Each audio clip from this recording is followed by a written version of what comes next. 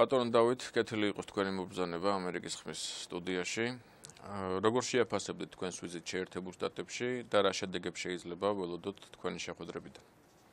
დიდი მადლობა მოწვევისთვის. მინდა იცოდეთ, რომ მე თქვენი ძველი მხარდამჭერი ვარ და ძალიან კარგია, რომ აგრძელებთ მუშაობას და ავითარებთ კიდევ ახალ მიმართულებებს.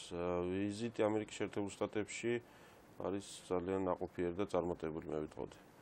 ეს არის ჩემი პირველი ვიზიტი უცხოეთში, პარლამენტის თავმჯდომარის რანგში და გადავწყვეტეთ სწორედ აქ ჩამოვსულიყავით.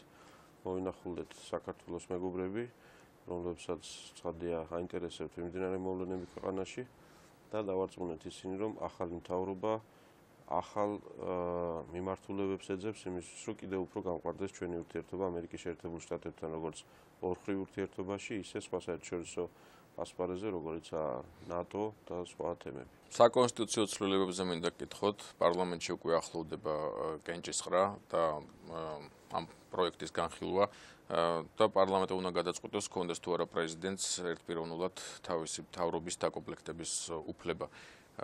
როგორია თქვენი პროგნოზი, შეძლებთ თუ არა საჭირო ხმების მოგროვებას ცვლილებების გასატანად და წინააღმდეგ შემთხვევაში ხო არ უნდა ველოდოთ პოლიტიკური კრიზისის გამწვავებას?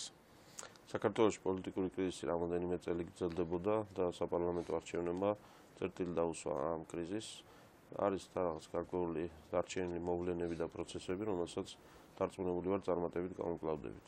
ამ საკითხზე საუბრები შედგა რა თქმა უნდა აქაც ამერიკის შეერთებულ შტატებში, აღმასრულებელ ხელისუფლებაშიც და კონგრესშიც და დღემდე გამართული 40-ზე მეტი შეხვედრის ფონზე შემიძლია გითხრათ, რომ გვაქვს სრული გაგება და მხარდაჭერა იმაში, რომ ამ ტიპის ცვლილებები აუცილებელია იმისთვის, რომ ქვეყანაში სტაბილურობა კიდევ უფრო გამტკიცდეს და ის ნებათა ღელვა, რაც უკავშირდება პრეზიდენტის ამ უფლებას, რაც შეიძლება სწრაფად მოიხსნას. ნაციონალური მოძრაობა და თვითონ პრეზიდენტი სააკაშვილი პოლიტიკურ ამინისტიას ითხოვს. დასავლეთი ახალ ხელისუფლებას ქართულ ოცნების კოალიციანურ შეხვედრებაში მოუწოდებს კოაბიტაციისკენ.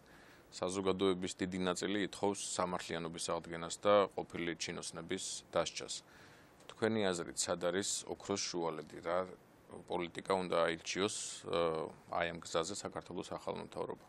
საქართველოს ახალი მთავრობა უნდა იყოს თავის ხალხთან, ვინც აირჩია, უნდა იყოს კონსტიტუციით და კანონებით შეზღუდული და უნდა ითვალისწინებდეს საერთაშორისო დემოკრატიული თანამეგობრობის გამოცდილებას, ტრადიციებს და მათ რჩევებს დღევანდელ ვითარებაში.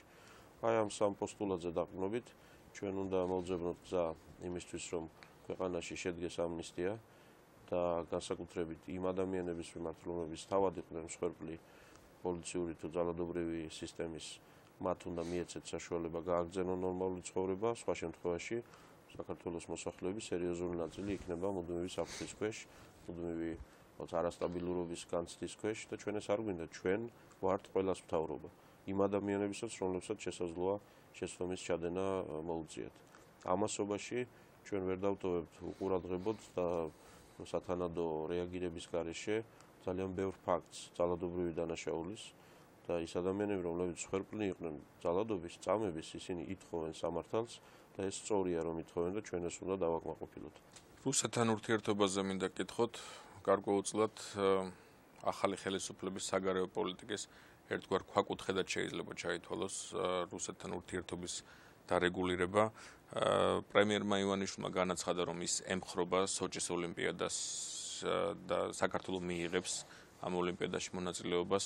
მეორეს მხრივ საზოგადოების გარკვეულმა ნაწილმა საკმაოდ სკეპტიკურად და მძაფრად შეხედა ერისიონის კონცერტებს რუსეთში და მოსკოვში. ხომ არ შეიძლება ჩავთვალოთ, რომ ხელოვნების და სპორტის გამოყენება ახალი ხელისუფლებისთვის ერთგვარი სახალხო დიპლომატიის და საგარეო პოლიტიკის შემადგენელი ნაწილია რუსეთთან ურთიერთობაში? პირველ რიგში ვერ დაგეთანხმებით, რომ რუსეთთან ურთიერთობა ქვაკუთხედია ჩვენი საგარეო პოლიტიკის, ჩვენს ქვაკუთხედად რჩება ჩვენი ურთიერთობა ჩვენს დასავლელ პარტნიორებთან, შეერთებულ შტატებთან, ევროკავშირთან, ნატოსთან და ეს ჩვენ ძალიან მკაფიოდ დავსახეთ საპარლამენტო რეზოლუციაში ბოლოს, მანამდე არაერთ განცხადებაში და არაერთ ქმედებაშიც. რუსეთთან ურთიერთობის ნორმალიზაცია ეს არის ერთ-ერთი პრიორიტეტი და არა ძირითადი და არა ყველაზე მნიშვნელოვანი. იმიტომ კი არა, რომ ეს არ გვინდა, იმიტომ რომ ეს შეუძლებელია, მანამ სანამ რუსეთი რჩება ოკუპანტად და აღიარებს საქართველოს ტერიტორიებს დამოუკიდებელ სახელმწიფოებად. ერისიონის და სოჩის ოლიმპიადის თემებს მე ერთად ვერ დავაყენებდი ვერავითარ შემთხვევაში. კონკრეტულ კოლექტივებს და მომღერლებს და არ ვიცი კულტურის მოღვაწეებს უნდა ქონდეთ საშუალება მიიღონ გადაწყვეტილება და თავიანთი შემოქმედება გააცნონ მსოფლიოს და ეს არ ამგონია რომ ქვეყნის მთავრობის ხელისუფლების გადასაწყვეტი უნდა იყოს აქ რამე. რაც შეეხება სოჩის ოლიმპიადას, აქ გაცილებით მნიშვნელოვან მოვლენასთან გვაქვს საქმე. ეს არის არა რუსეთში ჩასვლა ან რუსეთთან ურთიერთობა, არამედ ეს არის მსოფლიოს საერთო გლობალურ ღონისძიებაში მონაწილეობა. ამიტომ როდესაც ჩვენ განვაცხადეთ, რომ სოჩის ოლიმპიადაში საქართველო მიიღებს მონაწილეობას, ჩვენ რა თქმა უნდა პოლიტიკური გადაწყვეტილებაც მივიღეთ. იმიტომ რომ ძალიან მკაფიოდ დავინახეთ ვითარება, რაც შეიძლება პოლიტიკურად მოყოლოდა იმას, თუ მხოლოდ საქართველო არ მიიღებდა მონაწილეობას. მხოლოდ საქართველოს მხრიდან ბოიკოტი სოჩის ოლიმპიადის, მაშინ როდესაც ყველა ჩვენი სტრატეგიული პარტნიორი აპირებს ამ ოლიმპიადაში მონაწილეობას, რა სურათს მოგცემდა და რას ათქმევინებდა ამ შემთხვევაში კრემლს. და რა შედეგი იქნებოდა? შედეგი იქნებოდა ის, რომ აი ქართველებო ხედავთ მარტო ხართ. ყველა დანარჩენი აგერ სრიალებს და მედლებს იღებს და მონაწილეობს ამ პროცესში.